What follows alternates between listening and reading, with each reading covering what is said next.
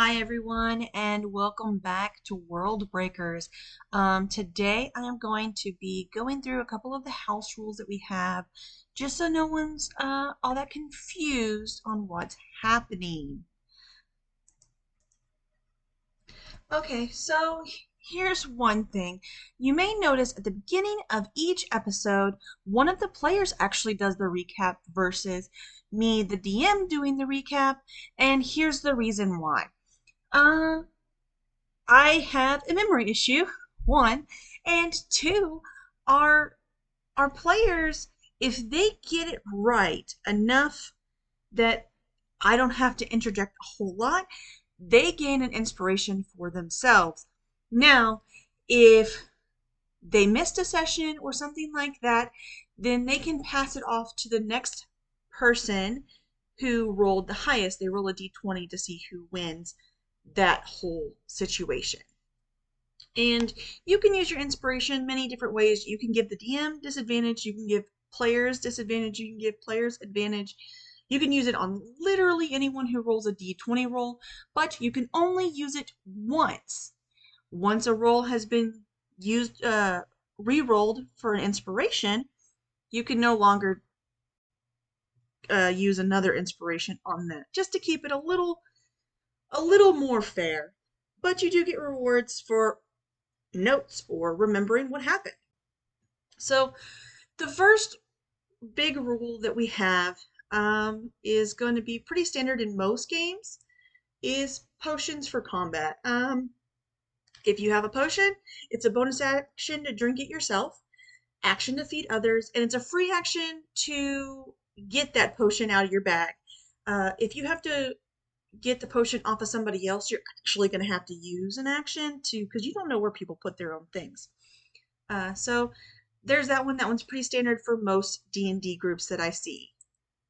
The next one is going to be critical roles. So natural 20s do not equate to automatic success.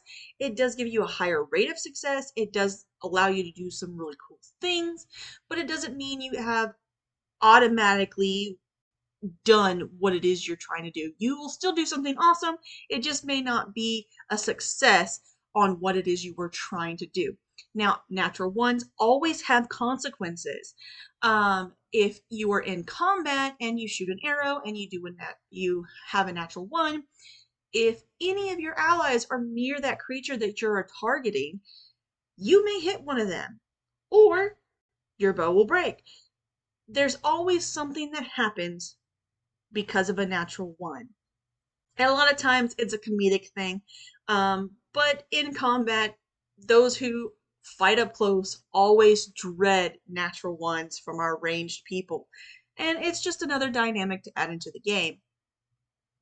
Now, the next homebrew rule that we have is going to be fingers crossed. Now, if you hear any of our players say fingers crossed or FC, that means that they are strictly speaking out of character or OOC.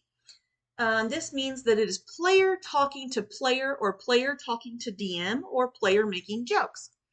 If FC or fingers crossed is not declared and the DM is not directly addressed, meaning there's a lot of times when my players will say DM instead of saying fingers crossed, meaning that they're speaking directly to me as a player to DM. A lot of times this is reference into rules or lore, things that their character would not know, but they need to know mechanics and such. So if anyone says fingers crossed or DM, it is not something that their character is saying, it is something that the player is saying. However, if none of those things are declared, anything that they say in game is considered canon, which means their character actually said it, and I may, as the DM, roll dice to see who overheard what it is that they are saying.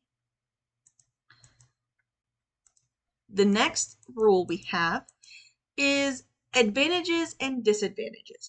So you can stack your advantages or your disadvantages. The first one is going to give you your initial advantage or disadvantage. So if you are flanking someone and you attack, your attack roll gets advantage, which means you roll 2d20 and you take the higher of the two rolls.